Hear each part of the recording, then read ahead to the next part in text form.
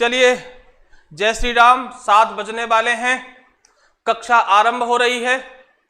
जैसा कि आपको पता है कि ये थंबनेल में आपको दिख रहा होगा, एमपीपीएससी, एमपीएसआई, एमपी कांस्टेबल और मध्य प्रदेश में व्यापम द्वारा जो भी वनडे एग्जाम कराए जाते हैं उन सभी परीक्षाओं में मध्य प्रदेश का वेटेज ज्यादा होता है। बेटा, किसी भी राज्य में जब कोई लोकल एग्जाम होता है, वहां की एक स्टेट गवर्नमेंट कराती है, तो उस राज्य का जो जीएस पार्ट है वो महत्वपूर्ण रोल प्ले करता है। और मध्य प्रदेश में भी यही स्थिति है। मध्य प्रदेश में चाहे वो पीएससी हो, चाहे वो एमपीपीएससी हो और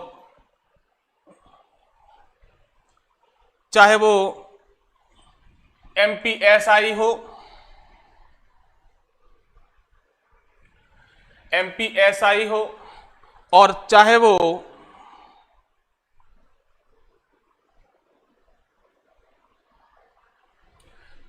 एमपी कांस्टेबल हो, या इस तरह के मध्य प्रदेश हाईकोर्ट में भी कुछ परीक्षाएं होती हैं, स्टेनो की भी परीक्षाएं होती हैं और भी एमपी आरटीओ भी परीक्षा कराता है, वन रक्षक भी परीक्षाएं होती हैं। तो इस प्रकार के बहुत सारे परीक्षाओं में ये मध्य प्रदेश सामान्य ज्ञान और ये क्लास यूजफुल रहेगी। तो जल्दी से बच्चे जुड़ जाइए, कक्षा आरंभ हो रही है। जैसा कि आपको पता है कि मध्य प्रदेश सामान्य ज्ञान में हमने इतिहास का टॉपिक कल शुरू किया था, उसमें कुछ हमने एमसीक्यू लगाए होंगे। आशा है कि आपको वो समझ में आए होंगे। जल्दी से कमेंट करके बताइए कि कल का क्लास किस तरह का रहा और जो है उसमें कोई समस्या थी तो बताइए। और जल्दी से क्लास को और बच्चों को शेयर कर दीजिए जिससे क्लास आरंभ हो। जल्दी जल्दी से बेटा बच्चों जुड़ जाइए, तो कक्षा को आरंभ करें अपन। क्लास की आवाज सब तक पहुंच रही है बच्चों? बताइए, कोई समस्या हो तो। चलिए तो आरंभ करते हैं बच्चा। कल हमने मध्य प्रदेश इतिहास के बारे में बात की थी, तो इतिहास क्या होता है ये हम चर्चा किए थे। आपको याद होगा हिस्ट्री के बारे में कल मैंने आपको बताया था कि इतिहास होता क्या है, हिस्ट्री होता क्या है। कल मैंने बताया था कि पास्ट में होने वाली ऐसी घटनाएं जो घट चुकी हैं और जिनका कोई प्रमाण मिलता है तो उनको इतिहास कहे थे। और इतिहास का जो आरंभ है एक पुस्तक से हुआ था जिसका नाम था हिस्टोरिका। और इस हिस्टोरिका पुस्तक का जो राइटर है वो थे हेरोडोटस। इसलिए हेरोडोटस को इतिहास का जनक कहा जाता है। ये हम चर्चा आपसे कल किए थे। बताओ बच्चों, ये बात आपकी समझ में आ रही है? यहां तक बात समझ में आ गई थी। फिर हमने बात की थी कि इतिहास के को कितने पार्ट में डिवाइड किया गया है, कितनी ब्रांच है इतिहास की। तो पहले हमने 2 ब्रांच ली थी। एक तो भारत का इतिहास लिया था और एक भाग था वर्ल्ड हिस्ट्री, जिसे हम विश्व इतिहास का नाम दिए थे। तो पहली बार ये 2 भागों में डिवाइड होता है, इंडियन हिस्ट्री और वर्ल्ड हिस्ट्री। वर्ल्ड हिस्ट्री में मतलब भारत के अलावा जितने देश हैं उनका इतिहास कैसे कैसे इवोल्यूशन हुआ, कैसे कैसे विकास हुआ। जैसे अमेरिकन क्रांति कब हुई, फ्रांस की क्रांति कब हुई, रशिया में क्रांति कब हुई, इनके क्या कारण थे, क्या परिणाम हुए, जारशाही कहां पर थी, नाजीवाद कहां पर था, फांसीवाद कहां पर था, औद्योगिक क्रांति का जन्म किस देश में हुआ, रिनेसा पुनर्जागरण कहां आया, प्रथम विश्व युद्ध का क्या कारण था, परिणाम क्या थे, यूएनओ की स्थापना किस वर्ल्ड वार के बाद हुई। तो इस तरह की घटनाएं आपको वर्ल्ड इतिहास में पढ़ने को मिलती हैं। बात समझ में बच्चों आ रही है? और भारतीय इतिहास की बात करें तो भारतीय इतिहास को 3 पार्ट में कलम डिवाइड किए थे, एसेंट, मिडिवल और मॉडर्न। ओके, आप कनेक्ट हो पा रहे हैं प्रॉपर इतिहास से? ये हम चर्चा कल किए थे। और फिर हमने प्राचीन भारत के एमसीक्यू लगाना शुरू किए थे। बहुत सारे सवाल हमने कल एमपी जीएस के लगाए थे प्राचीन भारत के। तो चलिए वहीं से हम आरंभ करते हैं।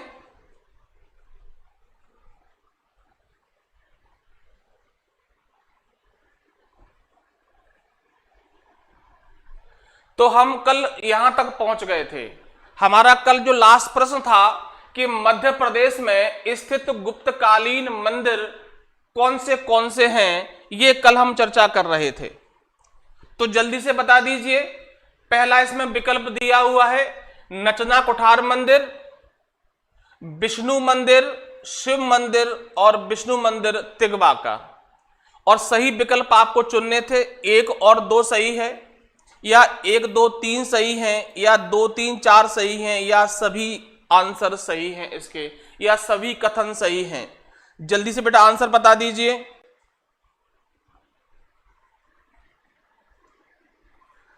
अभी किसी ने आंसर नहीं दिया है बच्चों। चलिए, इसके सभी आंसर सही थे, इसके सभी आंसर सही थे, ये हम चर्चा किए थे।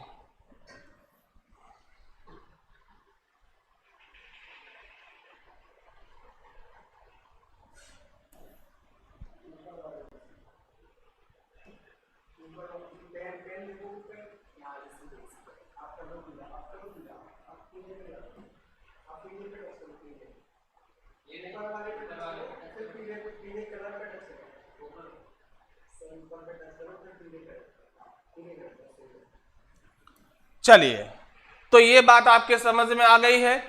चलिए अगला प्रश्न लेते हैं।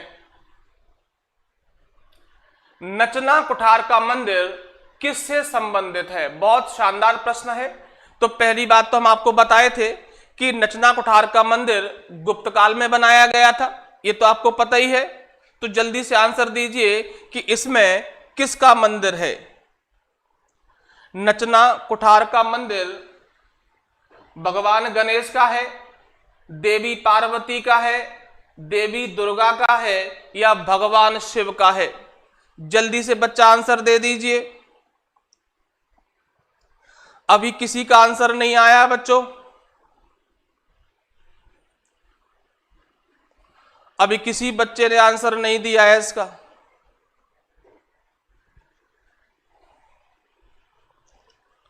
नचना कुठार का मंदिर किसका है? जल्दी से बताइए बच्चों। भगवान गणेश का है, माता पार्वती का है, देवी दुर्गा का है, या भगवान शंकर का है? जल्दी से बच्चा आंसर दीजिए। चलिए कोई बात नहीं। देवी पार्वती भगवान शंकर की पत्नी, माता पार्वती का ये मंदिर है, नचना कुठार का मंदिर। बात समझ में बेटा आ गई है। नचना कुठार का मंदिर माता पार्वती को समर्पित है, और ये मंदिर मध्य प्रदेश के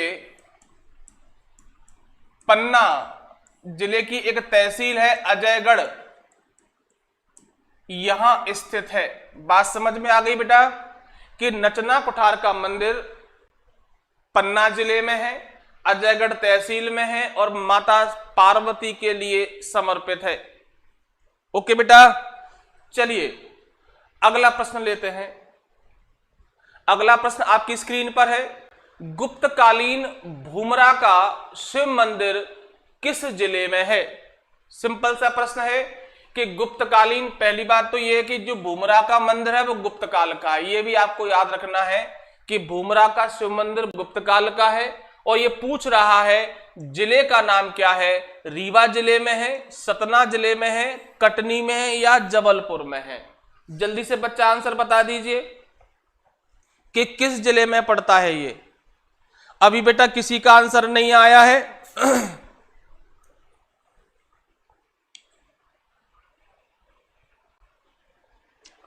रीवा जिले में है, सतना में है, कटनी में है, या जबलपुर में है? अभी किसी का आंसर नहीं आया है बेटा। चलिए बेटा ये मंदिर गुप्त काल में है। कल मैंने आपको बताया था कि भारत में मंदिर निर्माण का आरंभ पहली बार गुप्त काल में हुआ था। ये प्रश्न अच्छी तरह से याद रखें कि भारत में पहली बार मंदिर निर्माण का आरंभ कब हुआ, तो आप बताएंगे गुप्त काल में। बात समझ में आ रही है बच्चा? और भारत में मंदिर निर्माण की दो शैलियां हैं। ये प्रश्न अच्छी तरह से याद रखें कि दो शैलियां हैं, सॉरी 3 शैलियां हैं।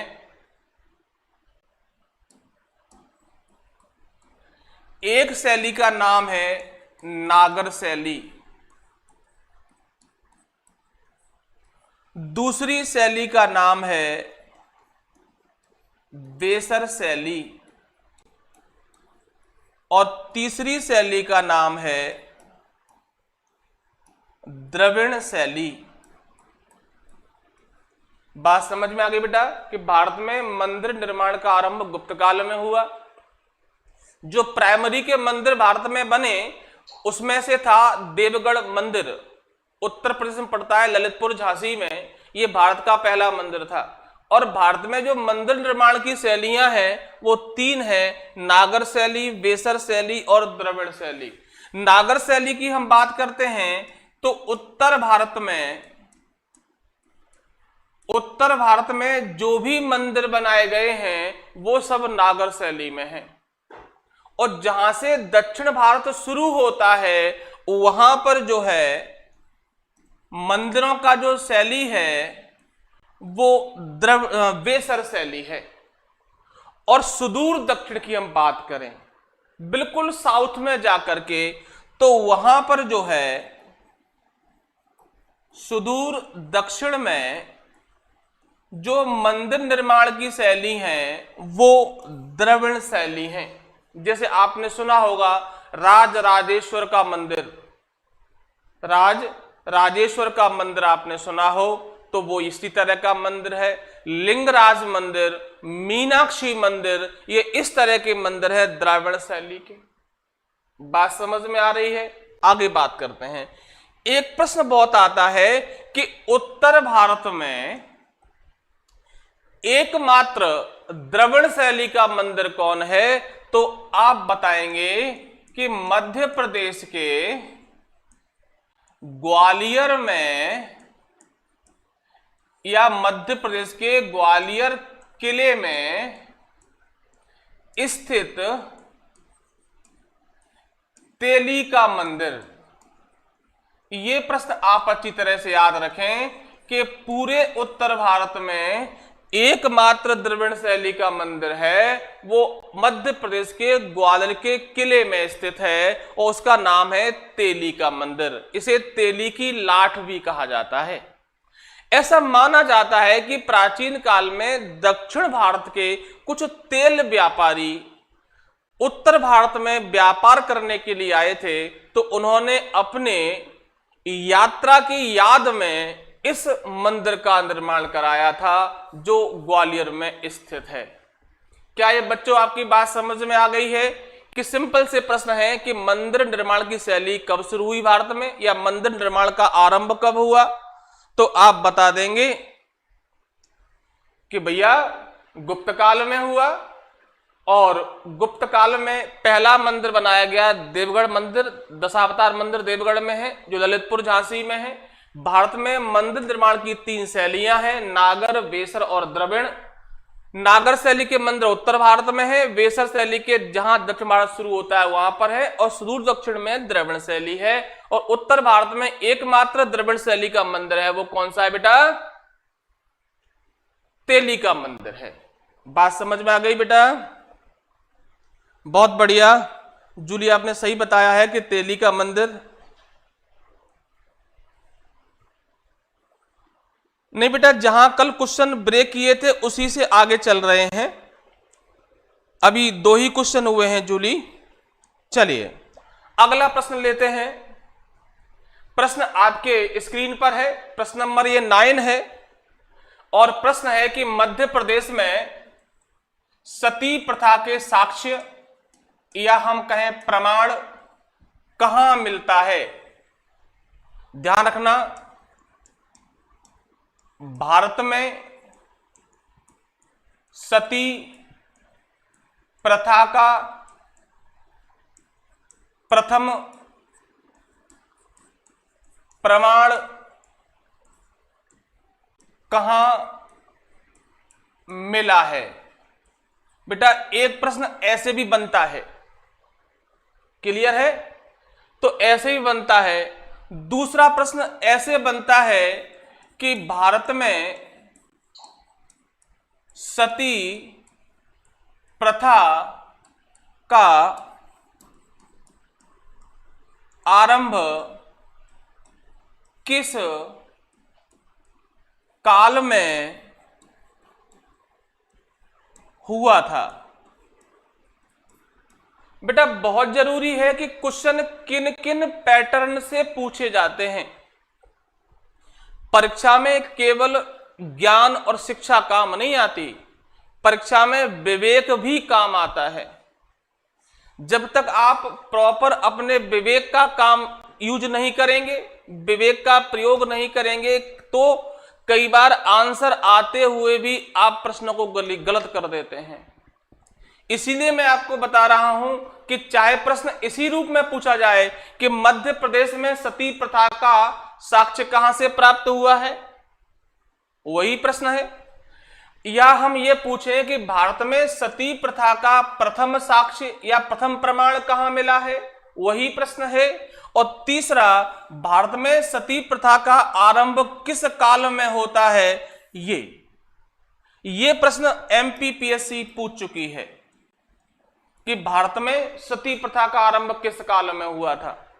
इसीलिए मैं आपसे कहता हूं कि कोई भी टॉपिक पढ़ो तो डिटेल में पढ़ लो। एक बार आप पढ़ लेंगे तो सती प्रथा से या उस विषय से संबंधित कोई भी प्रश्न, भारत का कोई भी राज्य, कोई भी परीक्षा कराने वाला आयोग आपसे पूछे, आपका आंसर गलत नहीं होगा, यकीन मानिए। अभी मैं बताऊंगा आपको इस प्रश्न के बाद सती प्रथा के बारे में, एग्जाम्पल होगा ये आपके लिए कि कैसे हमें करना है स्मार्ट पढ़ाई। चलिए, तो पहले तो प्रश्न ही है कि सती प्रथा का साक्ष्य कहां से प्राप्त होता है, तो आप बता देंगे एरण। एरण मध्य प्रदेश के सागर जिले में है। बेटा कहां पर है, मैं यहां लिख देता हूं कि एरण मध्य प्रदेश के सागर जिले में है और यहां 510 एडी में, 510 ईस्वी में ये एरण अभिलेख मिला था। और ये जो अभिलेख है वो गुप्त काल का है। बेटा कब का है, गुप्त काल का है। बात आपकी समझ में आ रही है कि ये अभिलेख है वो गुप्त काल का है। ऐसा कहते हैं कि भानुगुप्त जो गुप्त वंश के थे, बेटा क्या नाम था, भानुगुप्त नाम था। जूली आपका आंसर सही था, गुप्त काल में ही था। तो भानुगुप्त के सेनापति थे गोपराज। गुप्त काल में जो भानुगुप्त थे उनके सेनापति थे गोपराज। जब गोपराज की मृत्यु हो गई, मृत्यु के बाद उनकी जो पत्नी थी वो गोपराज के साथ सती हो गई थी।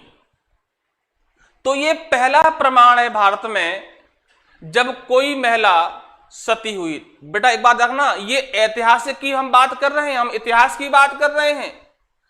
हम इतिहास के इतर बात करें तो हमारे महाभारत काल में, हमारे रामायण काल में, रामायण की बात करें तो त्रेता युग, और महाभारत की बात करें तो द्वापर युग।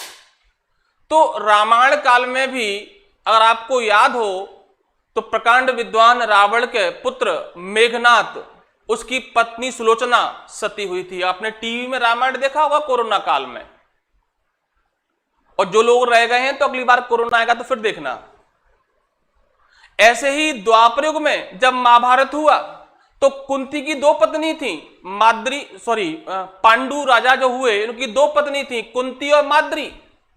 तो माद्री पांडु की मृत्यु के बाद उनके साथ सती हो गई थी, लेकिन इनको ऐतिहासिक नहीं माना गया है। इसलिए प्रश्न आता है कि भारत में सती प्रथा का पहला प्रमाण कौन सा है, तो वो एरण अभिलेख है, क्योंकि रामायण और महाभारत को अभी तक भारत में ऐतिहासिक नहीं माना गया है ना। बड़ी विडंबना, लोग प्रूफ मांगते हैं भगवान श्री राम का, और उन्हीं राम की याद में भारत की न्यायपालिका छुट्टी मनाती है ना, ताज्जुब वाली बात, और कहती है राम के सबूत दो।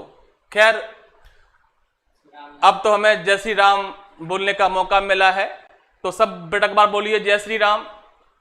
आपको याद होगा 22 जनवरी का दिन जब हमारे भव्य राम मंदिर में राम लला विराजे, जो अभी तक तंबू में थे आज भव्य महल में हैं। चलिए तो लौट के आ जाते हैं। तो प्रश्न का जो आंसर है वो एरण है। प्रश्न क्लियर है। अब हम आपको सती प्रथा के बारे में विस्तार से बताते हैं, आप बड़े ध्यान से सुने।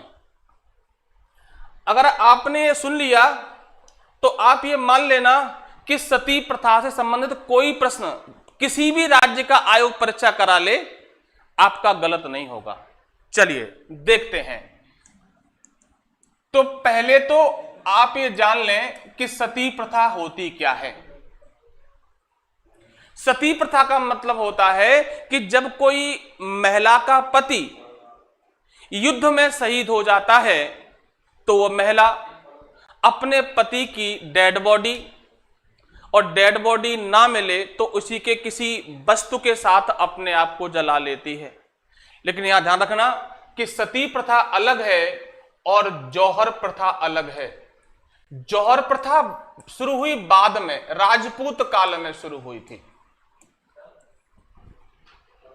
जौहर प्रथा राजपूत काल में शुरू हुई थी और सती प्रथा गुप्त काल में शुरू हुई थी। दोनों का डिफरेंस भी आपको मालूम चल जाएगा। इसके बाद आप कभी नहीं भूलेंगे इन चीजों को, ये हमारी गारंटी है। मोदी की तरह हमारी भी गारंटी है कि 2024 में आपको कुछ मिलेगा, बेहतर मिलेगा, अगर आप जुड़े रहे हमारे चैनल के साथ में। तो हम यहां क्लास में कोई लफाजी नहीं करेंगे, केवल ज्ञानवर्धक बातें होंगी, वो भी विवेक के साथ। केवल शिक्षा नहीं, शिक्षा तो बहुत लोगों के पास है, बट विवेक पूर्ण शिक्षा की बात करेंगे। अगर आप मध्यम वर्गीय हैं और युवा हैं तो आपके विकास का एक ही साधन है शिक्षा। लेकिन कौन शिक्षा? विवेक पूर्ण शिक्षा। तो सुनिए फिर एक बार कि सती प्रथा का आरंभ कब हुआ? गुप्त काल में। जौहर प्रथा कब शुरू हुई? राजपूत काल में। ये सामूहिक महिलाएं जब अपने आप को जलाती थीं तो हम उसे जौहर प्रथा कहते थे। जब भारत में मुस्लिम आक्रमण हुए और हमारे राजपूत योद्धा जब मारे जाते थे तो उनकी बची हुई महिलाएं अपने आप को जला लेती थीं, किसी कुंड में आग लगा करके, क्योंकि ये मुस्लिम आक्रमण था। इन महिलाओं को किडनैप कर लेते थे या उठा ले जाते थे।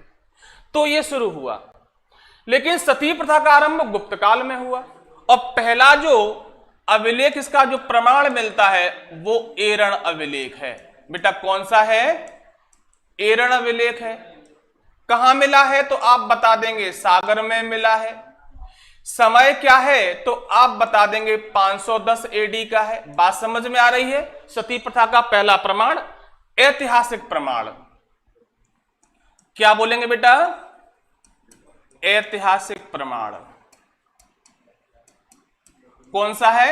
एरण अभिलेख है। कहां मिला है? सागर मध्य प्रदेश में। कब का है? 510 एडी का है। यहां तक तो कोई समस्या नहीं होगी। आगे हम बात करते हैं कि ऐसा क्या हुआ था यहां पर। तो हमने बताया था कि भानुगुप्त का एक सामंत था। क्या नाम था? भानुगुप्त का एक सामंत था। अभी मैंने आपको बताया था, देखो गोपराज। अभी बेटा क्या बताया था मैंने? गोपराज, इसकी पत्नी जो है शहीद हुई थी, यानी कि गोपराज जब युद्ध में मृत्यु को प्राप्त हुआ, शहीद हो गया, तो उसकी पत्नी ने जो है गोपराज की पत्नी बेटा क्या हो गई, सती हो गई। बात आपकी बिल्कुल क्लियर है। टाइमिंग हो गई, प्लेस हो गया, अभिलेख हो गया, किस काल में हुआ तो आप बता देंगे गुप्त काल में हुआ है। पहला प्रमाण कहां है, एरण में है। एरण कहां है, सागर में है। टाइमिंग क्या है, 510 है। और राज्य कौन सा है, मध्य प्रदेश। घटना क्या हुई कि गुप्त शासक भानुगुप्त का जो सामंत था, सामंत बोले तो सेनापति या सरदार भी कह सकते हैं यहां पर, लेकिन इसके कुछ और भी मायने होते हैं। सामंत मतलब उनके उच्च अधिकारी। तो इस पत्नी सती हो गई गोपराज की, और यह पहला प्रमाण है। इसके बाद भारत में सती प्रथा कंटिन्यू रही। गुप्त काल के बाद यह प्रथा कंटिन्यू रही। आगे जब हम बढ़ते हैं मिडिवल पीरियड में, तो मिडिवल पीरियड में जब मिडिवल पीरियड आया और भारत में मुस्लिम आए, तो कुछ मुस्लिम शासकों ने सती प्रथा को बंद करने का प्रयास किया। पहला जो रूलर्स था किसी राज्य का, वो था कश्मीर। कश्मीर के शासक जैन उल अवादीन उर्फ शाही खान। बेटा कई बार ये पूछते हैं कि इसका रियल नाम क्या था, शाही खान था। और इसे कश्मीर का अकबर भी कहा जाता है। यह प्रश्न आपने सुना होगा कि कश्मीर का अकबर किसे कहते हैं, तो जैन उल अवादीन उर्फ शाही खान को कश्मीर का अकबर कहा जाता है। बात समझ में आ रही है। और कश्मीर का इतिहास एक पुस्तक है राज तरंगिणी, वो भारत की पहली ऐतिहासिक पुस्तक है, उसमें मिलता है। तो ये था। और इसके बाद हम पूरे भारत की बात करें कि भारत में पहली बार, प्रश्न क्या है बेटा, भारत में प्रथम बार सती प्रथा पर रोक किसने लगाई, तो आप बताएंगे जलालुद्दीन मोहम्मद अकबर। ध्यान रखना बेटा, जलालुद्दीन मोहम्मद अकबर हिंदुस्तान का पहला शासक रहा जिसने सती प्रथा पर बैन किया। हालांकि दिल्ली सल्तनत में भी मोहम्मद बिन तुगलक, फिरोज तुगलक ने भी कुछ प्रयास किए, बट वो पूरे भारत के लिए नहीं थे, अकबर ने किया। बात समझ में आ रही है। मुगल काल के बाद हम आगे चलें तो जब भारत में यूरोपियन लोग आए तो पुर्तगालियों ने भी सती प्रथा को रोकने का प्रयास किया। लेकिन बड़े पैमाने पर हम बात करें तो लॉर्ड विलियम बेंटिंग, नाम सुना होगा आपने इसका। तो लॉर्ड विलियम बेंटिंग ने एक भारत के सामाजिक कार्यकर्ता हुए राजा राम मोहन रॉय, इनके सहयोग से 1829 में सती प्रथा पर बैन लगा दिया गया। ये तो हमने सती प्रथा का पूरा इतिहास आपको बता दिया। अब बताइए कि आपको पहले से फायदा है कि नहीं है, कि सती प्रथा के बारे में क्या क्या हो सकता है और क्या क्या आपको जो है इसमें सवाल पूछे जाते हैं। अग्रवाल जी गुड इवनिंग, गुड इवनिंग। समझ में आ रहा है अग्रवाल जी, कोई समस्या तो नहीं है? हाँ, जूली कह रही है पद्मावत मूवी में जौहर देखा था। बिल्कुल बेटा सही बात है, ये हिंदुस्तान का सबसे बड़ा जौहर था। जूली आप बिल्कुल सही कह रही हैं, जो पद्मावत मूवी में आपने देखा था वो हिंदुस्तान का सबसे बड़ा जौहर था। जब अलाउद्दीन खलजी उर्फ रणवीर सिंह ने चित्तौड़ पर आक्रमण किया था रानी पद्मावती के लिए। पद्मावती सिंगल द्वीप की राजकुमारी थी, उनका विवाह वहां के राजा से हुआ था, राणा जी से। चलिए, तो आई होप आपको समझ में आ गया होगा कि सती प्रथा का भारत में कैसे आरंभ हुआ, सती प्रथा क्या होती है, पहला प्रमाण कहां मिला है और कौन कौन राजाओं ने सती प्रथा पर रोक लगाई। अब इसके बाद आपको सती प्रथा में कभी कोई दिक्कत आने वाली नहीं है, और जब भी दिक्कत आए तो एक बार इसको पढ़ लेना। चलिए अगला प्रश्न उठाते हैं। प्रश्न आपके सामने है, गुर्जरा अभिलेख किस जिले में है? सिंपल सा प्रश्न है कि गुर्जरा अभिलेख किस जिले में है। बहुत ही शानदार क्वेश्चन है। कई बार लोक सेवा आयोग ने आपसे यह पूछा है कि गुर्जरा अभिलेख का संबंध किससे है और ये किस काल का है और इससे क्या प्रमाण मिलता है। हम आपको सारी चीजें बताएंगे एक एक करके। ओके, तो जल्दी से पहले बताइए कि गुर्जरा अभिलेख किस जिले में है? दतिया में है, रीवा में है, जबलपुर में है या ग्वालियर में? आपके पास 4 विकल्प हैं, एक विकल्प आपको छांटना है।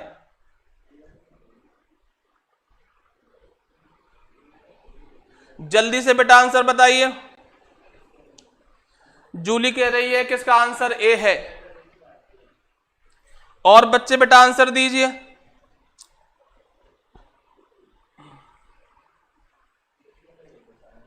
सुलोचना मेघदूत नहीं, मेघनाथ, जो रावण का बेटा है उसकी पत्नी थी।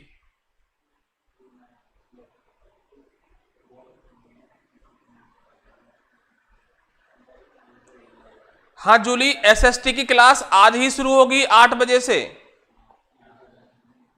जूली, आज से 8 बजे एसएसटी का क्लास शुरू हो रहा है, आप इसको अटेंड करिए। बिल्कुल, आप भी अटेंड करिए और अपने बंधु बांधवों को भी अटेंड कराइए, इनको जरूरत है इसकी। आज से शुरू करने का प्लान है, 8 बजे आज क्लास शुरू होगी। हाँ, थोड़े बड़े शब्द लिखेंगे जिससे आपको याद दिखने में परेशानी नहीं आएगी।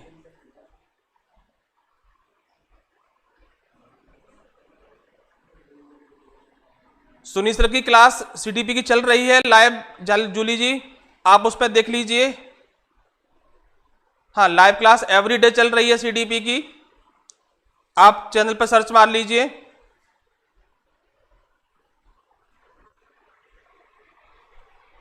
सीटीपी की क्लास काफी समय हो गया चल रही है, और अभी वर्ग 2 चयन के लिए क्लास डिजाइन की है उन्होंने, उसका आप लाभ लें। चलिए, तो अगला क्वेश्चन तुम्हारे स्क्रीन पर है बेटा कि गुर्जरा अभिलेख किस जिले में है? दतिया में, रीवा में, जबलपुर में या ये ग्वालियर शहर में? चलिए जूली, आपका आंसर बिल्कुल सही है।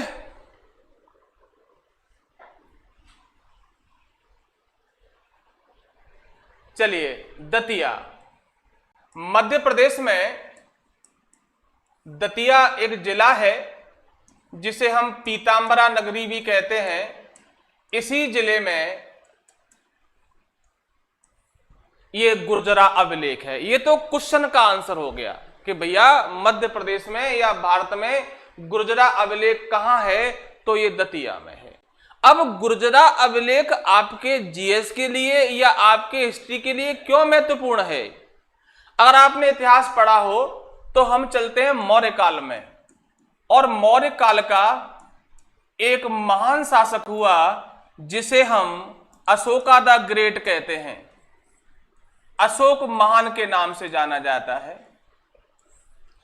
इस अशोक को हर जगह इसका नाम अशोक नहीं मिलता। इसका जो नाम है वो देव नाम पीय मिलता है। बेटा क्या नाम मिलता है? देव नाम पीय। ओके, अब हम क्वेश्चन तक पहुंच रहे हैं। लेकिन भारत में केवल दो अभिलेख हैं, भारत में केवल दो अभिलेख हैं जिनमें अशोक का नाम अशोक मिलता है। बात आप समझ पा रहे हैं कि अशोक का नाम अशोक केवल ऐसे दो अभिलेख हैं भारत में जिसमें अशोक नाम मिलता है, बाकी सब जगह उसका नाम अशोक नहीं मिलता। क्या मिलता है? देव नाम प्रियदर्शी, जो देवताओं का प्रिय है वो मिलता है। तो वही प्रश्न है ये। तो पहला जो अभिलेख है वो गुर्जरा है।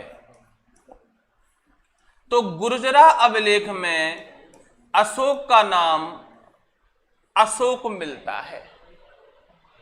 बात समझ में आ रही है कि भैया कि गुर्जरा अभिलेख जो है मध्य प्रदेश के दतिया में मिला है, वहां पर इसका नाम अशोक मिलता है। दूसरा अभिलेख है मस्की। मस्की अभिलेख जो दक्षिण भारत में है, रायचूर के दोआब में, यहां।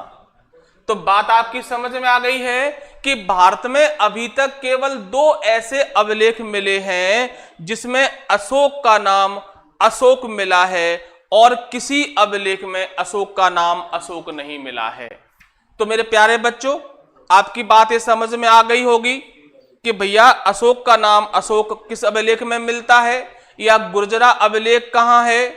बात समझ में बेटा आ गई है। देव नाम पे ये पहली बार सुना है। अग्रवाल जी भी तो ऐसी बहुत सारी चीजें जो आपको सुनने को मिलेंगी। एक्चुअली ज्यादातर पढ़ाने के नाम पर ड्रामा हो रहा है।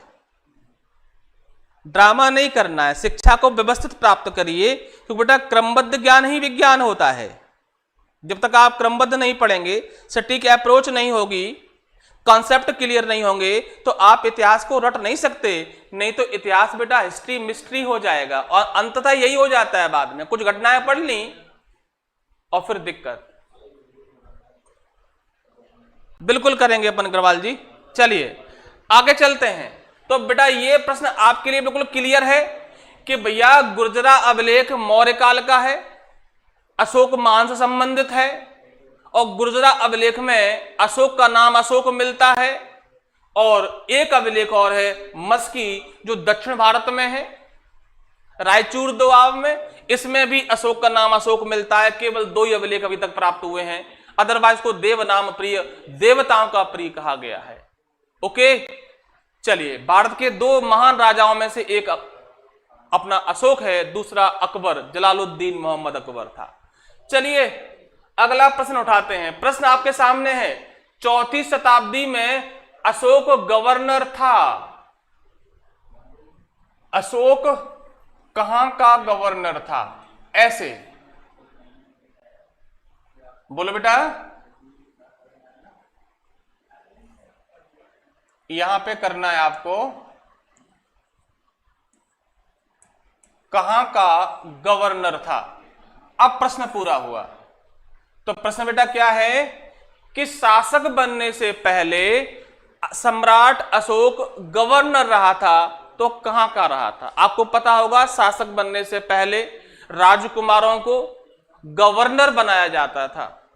जो प्रत्येक प्रांत के प्रांतपति होते थे उन्हें हम गवर्नर कहते थे। आज गवर्नर हम किसी राज्य के राज्यपाल को कहते हैं, लेकिन उस पीरियड में मौर्य काल में या इतिहास की हम बात करें प्राचीन काल में, तो राज्यपाल या गवर्नर किसी प्रांत का होता था, है ना। चलिए तो ऑप्शन आपके हैं त्रिपुरी, बेलसा नगर, अवंती और पाटलिपुत्र। जल्दी से बेटा आप आंसर बता दीजिए। अगर आपको आंसर पता है तो जल्दी से आंसर देने का प्रयास करिए।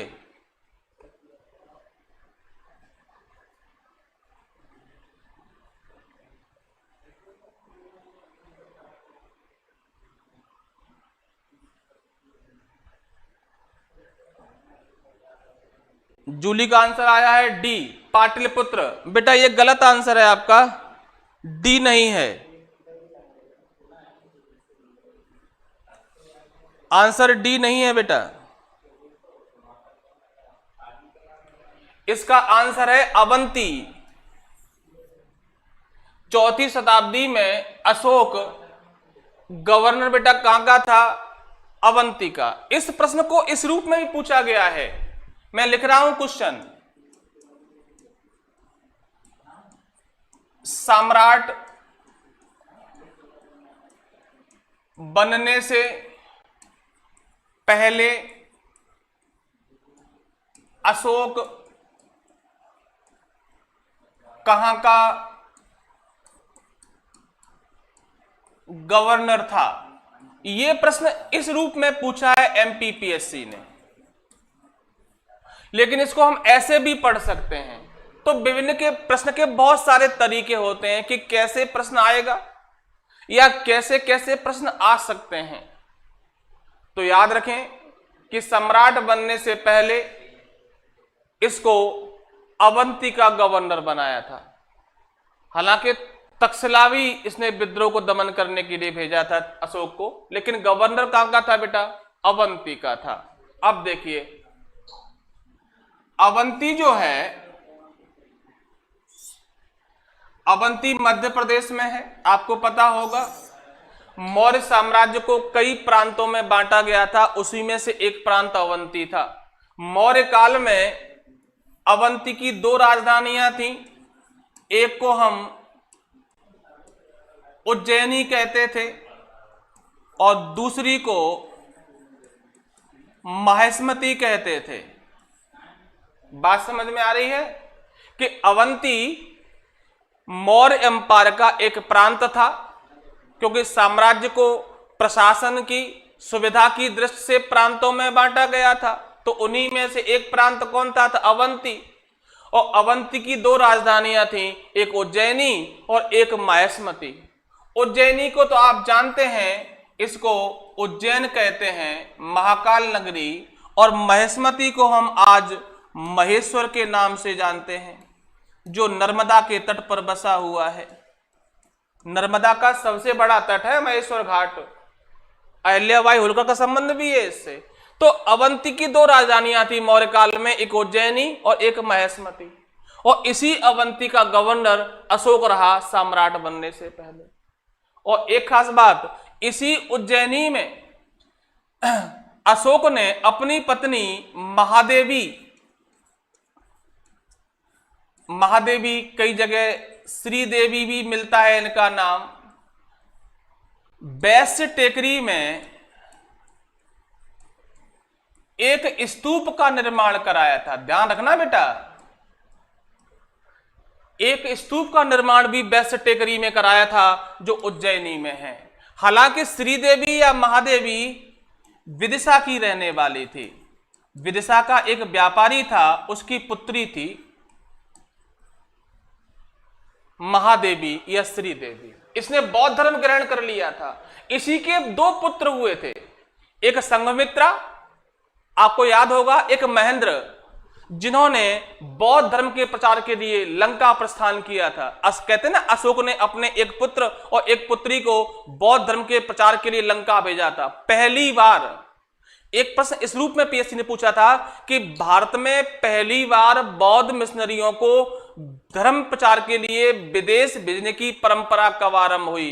तो तृतीय बौद्ध मीटिंग पाटलिपुत्र में हुआ था सम्राट अशोक के समय में। तो वो जो 2 पुत्र हैं, कौन? संघमित्रा और महेंद्र, इसी महादेवी के हैं, जो कहां की थी बेटा? विदिशा के एक व्यापारी की पुत्री थी, और जिसने बौद्ध धर्म ग्रहण कर लिया था। और इसी के सम्मान में अशोक महान ने उज्जैन के वैश्य टेकरी में एक स्तूप का निर्माण कराया था।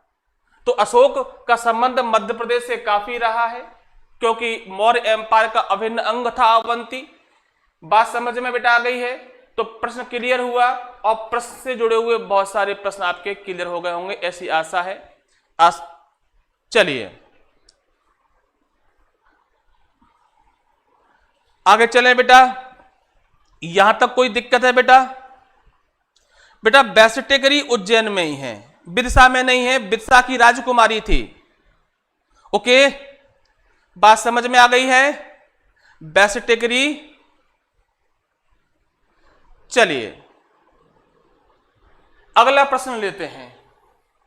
प्रश्न आपके सामने है, सांची के स्तूप को विश्व विरासत सूची में कब शामिल किया गया था? आपको पता होगा कि यूनेस्को की जो वर्ल्ड हेरिटेज लिस्ट होती है उसे हम विश्व विरासत सूची कहते हैं। इसमें यूनेस्को ऐतिहासिक स्थलों को शामिल करता है और अभी तक भारत में, ध्यान रखना, भारत में 42 स्थलों को शामिल किया जा चुका है।